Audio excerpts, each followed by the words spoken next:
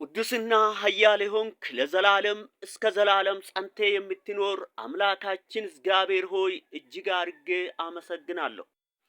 ሳምንቱን የድል ወራቱን የድል ዓመታቱን የድል ያደረክልን ክብርና ምስጋናችን ወደ ማደራ ይግባልን። ደግሞ እግዚአብሔር ሆይ ሕዝብን ጠብቄ በሰላም ወጥቶ ሕዝብ ስለገባው ነጋዴ በሰላም ነግዶ ገበሬ በሰላም ሰርቶ መንግስት ሰራተኛ በሰላም ውሎ ሳምንቱን በሙሉ የድልና የበረከት ሳምንት ስለሆነላቸው ስለ ሕዝብ እጅግ አድርጌ አመሰግናለሁ። ዛሬ ደግሞ ማስተላልፎ ክቡር ቃሌ እግዚአብሔር ለሕዝብ የሚጠቅም የእግዚአብሔር ቃል ነውና ይሄ እግዚአብሔር ቃል ደግሞ በትውልድ ልብ ውስጥ እንዲገባ አደራ ላንተ ሰጥቻለሁ። እንግዲህ ወገኖቻችን እግዚአብሔር ዘመናችሁን ይባርክልን። ዛሬ ደግሞ እንግዲህ ትላንትና በኦሮምኛም አስተላልፈናል እግዚአብሔርን ቃል። ይህ የምናደርገው ለመታየት አይደለም። ከመታየት የምናገኘው ምንም የለንም። እኛ መታየትም አንፈልግም። ክርስቶስ ግን በእኛ ላይ አልፎ እንዲታይ እንፈልጋለን።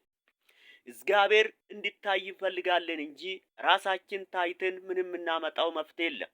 ለትውልድ በመታየት ወይንም ደግሞ በዚህ ምድር ላይ ሁሌ እንደምናገረው ክርስቶስ በእኛ አልፎ ይታይ እንጂ መንፈስ ቅዱስ በእኛ አልፎ ይፈውስ እንጂ መንፈስ ቅዱስ በእኛ አልፎ ይስራ እንጂ እኛ ከኛ የሚሆነው አንዳች ነገር የለም። ወደሱ ስንጠጋ እግዚአብሔር ከክፉ ሁሉ ይጠብቀናል፣ ያድነናል። አሁንም እግዚአብሔር ከናንተ ጋር ይሁን። ይሄ ቪዲዮ የሚደርሳችሁ ሁሉ ሰላማችሁ በየአቅጣጫ አሁንም ይብዛላችሁ። እንግዲህ መዝሙረ ዳዊት ምዕራፍ 34 ቁጥር 6 ላይ ያ ችግረኛም ጮኸ እግዚአብሔርም ሰማው ይላል። ያ ችግረኛም ጮኸ እግዚአብሔርም ሰማው። የተቸገረ ሰው ሁሌ ወደ እግዚአብሔር ነው መጮህ አለበት። የተጨነቀ ሰው ሁሌ ወደ እግዚአብሔር ነው መጮህ አለበት። ምክንያቱም ፈጥኖ የሚሰማ ፈጥኖ የሚመልስ እግዚአብሔር ስለሆነ ያ ችግረኛ ጮኸ እግዚአብሔርም ሰማው። ስሙ ለዘላለም ይባረክ። ችግረኛ ሁሌ የተጨነቀ ሰው ብዙ አይነት ችግሮች አሉ በዚህ ምድር ላይ። ሰው በበሽታ ሊቸገር ይችላል። ሰው በማጣት ሊቸገር ይችላል። ሰው በተለያየ ነገር ሊቸገር ይችላል። ግን ስትቸገሩ ወደ ማን ነው ብትጮህ? ወደ እግዚአብሔር ጮህ። ወደ ሰው ብትጮህ ለጊዜያዊ መፍትሄ ይሰጥ ይሆናል እንጂ ከአንዴ እስከ መጨረሻ ችግሩን ሊያስወግድልህ አይችልም። እግዚአብሔር ግን ወደ እግዚአብሔር ስትጮህ ግን መከራን ችግርን ቢሆን የትኛውም የሚገዳደርህን ከአንዴ እስከ መጨረሻ ያስወግድላል። ለዚህ ነው ዳዊት ያ ችግረኛም ጮኸ እግዚአብሔርም ሰማ አለ። ችግረኛ ሲጮህ እግዚአብሔር ዝም አይልም። ተጨንቆ የጮኸ ሰው እግዚአብሔር ዝም አይልም። ጮኸታችን ወደ እርሱ ይሁን እንጂ እግዚአብሔር ዝም አይለንም። ያ ችግረኛ ጮኸ እግዚአብሔርም ሰማ ይላል። ስሙ ለዘላለም ይባረክ። ይህትህ በምንም ውስጥ ይለፊ ግን ወደ እግዚአብሔር ጩሂ። በምንም ውስጥ ብታልፊ፣ በችግር ውስጥ ብታልፊ፣ በሕመም ውስጥ ብታልፊ፣ የትኛውም ነገር ውስጥ ካለሽ ወደ እግዚአብሔር ጩሂ። ወደ እግዚአብሔር መጮህ መፍትሄ አለ። ወደ እግዚአብሔር መጮህ መድኃኒትን ከእግዚአብሔር ዘንድ ትቀበላለህ። ስሙ ለዘላለም ይባረክ። ያ ችግረኛም ጮኸ እግዚአብሔርም ሰማው ከመከራውም ሁሉ አዳነው ይላል። ያ ችግረኛም ጮኸ እግዚአብሔርም ሰማው ከመከራውም ሁሉ አዳነው። እግዚአብሔር ከመከራ ሁሉ ያድናል። ከሚገጥም መከራ የሚያድን ስጋ ለባሽ አይደለም። ከሚገጥም መከራ ችግር የሚያድን የትኛው ወገን ዘመድ አይደለም። ወደ እግዚአብሔር ስትጮህ ግን ከመከራ ሁሉ ያድንሃል።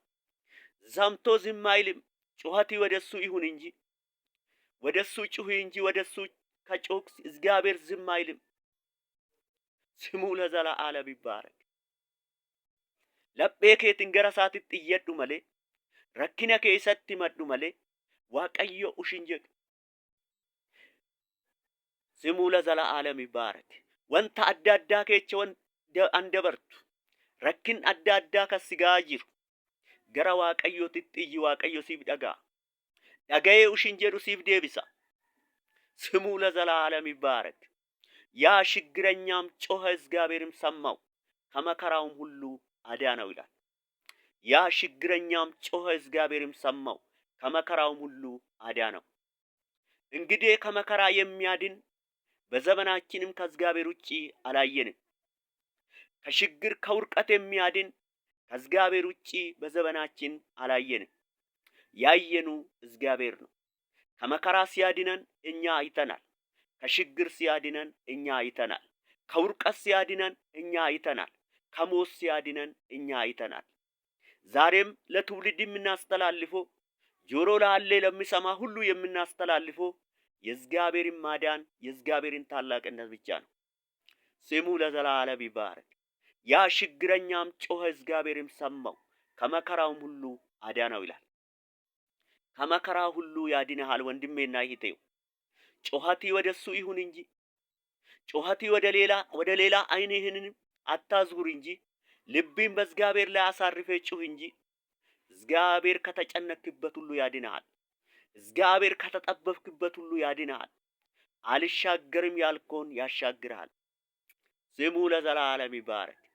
ያ ችግረኛም ጮኸ፣ እግዚአብሔርም ሰማው፣ ከመከራውም ሁሉ አዳነው ይላል። ከመከራውም ሁሉ አዳነው። ዛሬ ወንድሜና እህቴ ምናልባት ቁስ ገንዘብ ሊኖር ይችላል። ከተጨነክበት ግን አያድንህም። ጭንቀት ከውስጥ የሚፈልቀው ነገር ስለሆነ ጭንቀት የሚያድን ከእግዚአብሔር ውጪ የለም። ምክንያቱም ለምን ሲባል ገንዘብ ቢኖሪ ከጭንቀት አያድንህም።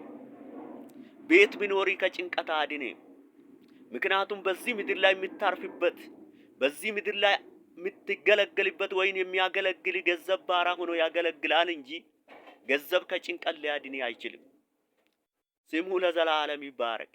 ጮማ ብትበላ የፈለገውን በዚህ ምድር ላይ ስጋህን ብትመግብ ከጭንቀት አያድንህም። ከጭንቀት የሚያድን ግን የእግዚአብሔር ቃልና እግዚአብሔር ብቻ ነው። ለዚህ ነው ያ ችግረኛም ጮኸ፣ እግዚአብሔርም ሰማው ይላል።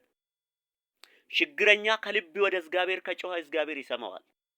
ሸንገላ የሌለው ጮኸት፣ እግዚአብሔርን ልብ የሚነካ ጮኸት ማለት ነው። ያ ችግረኛ ሲጮህ እግዚአብሔር ይሰማል። በሰሜን ላይ ያለ ወደ እግዚአብሔር ጩህ፣ በደቡብ ላይ ያለ ወደ እግዚአብሔር ጩህ። ወደ ማንም አትጩህ፣ ወደ እግዚአብሔር ጩህ። እግዚአብሔር ከተጨነክበት ሁሉ ያድንሃል፣ ያወጣሃል። እግዚአብሔር ዘመናችሁን ይባርክልኝ። ቃሉን እግዚአብሔር ይባርክልን። ቃሉን በልባችሁ ጽላት ላይ እግዚአብሔር ይጻፍልኝ ይላለሁ። ሀገራችን ኢትዮጵያን እግዚአብሔር ይባርክልን። ይህ ቪዲዮ የሚደርሳችሁ ሁሉ ሰላማችሁ አሁንም የበዛላችሁ ይሁን። እንግዲህ ሁሌ ትጋት ያስፈልጋል፣ ሁሌ ጸሎት ያስፈልጋል። ከደዳ ባዬ ከዳኑ በርባችሳ ባዬ ዋቀዮ ፉንዱረት ኩፉኑ በርባችሳ የሮን ኩኒ የሮ ዱማትረራ የሮ ከነክሞ ዋቀዮ ፉንዱረት ኩፍኔ ዋቀዮ አከ ከዳኑ ኑ በርባችሰን ስኒን ጀዳ ዋቀዮ አመሌ ሲና ይብሱ ወሪ ቪዲዮን ኩን ሲንገው እንዲከቸኑ ነገኝ ከቸና ባየቱን ጀዳ እግዚአብሔር ከናንተ ጋር ይሁን። ዘመናችሁ ሁሉ ብሩክ ይሁን። ጸልዩ፣ በርቱ፣ ትጉ ይላችኋለሁ። ዛሬ ቅዳሜ ነው። እግዚአብሔር እንኳን ለዚህ ሳምንት አበቃችሁ። ለወደፊትም ደግሞ እግዚአብሔር ከናንተ ጋር ይሁን። ዘመናችሁ ብሩክ ይሁን።